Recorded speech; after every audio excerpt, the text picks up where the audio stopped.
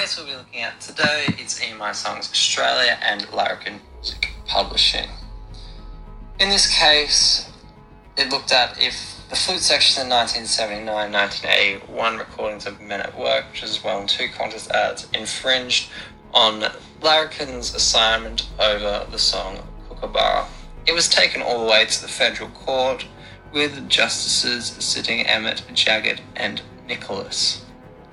The song in its construction is an iconic Australian round created by Miss Marilyn Sinclair, although short in nature. Submissions on appeal by MI were that there was an adoption of an overly mechanicalist analysis. There was no substantial part of Kookaburra taken, as there was no use of lyrics, and there was no use of a round.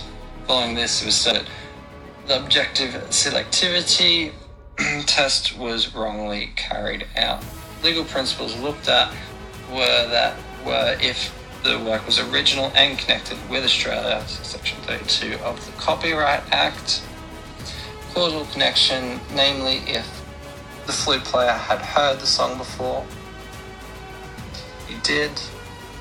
As well as objective selectivity, namely would a reasonable ordinary person be able to tell the difference between the two songs, that being the trial judge.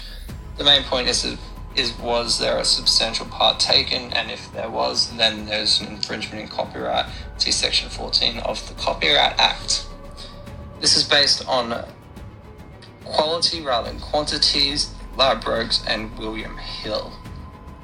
In the case, the judges looked at key, tempo and rhythm, but the main focus was on the melody.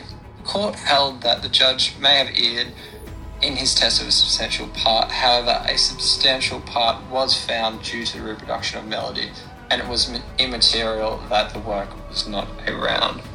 Following this, the judges came to the conclusion that although different in genre and style, there was a clear intention for the song to be understood and identified with Kookaburra, sits in an old gum tree, and that the fact that the judge had heard the song multiple times was immaterial, and he was right in getting expert evidence to guide his reasoning.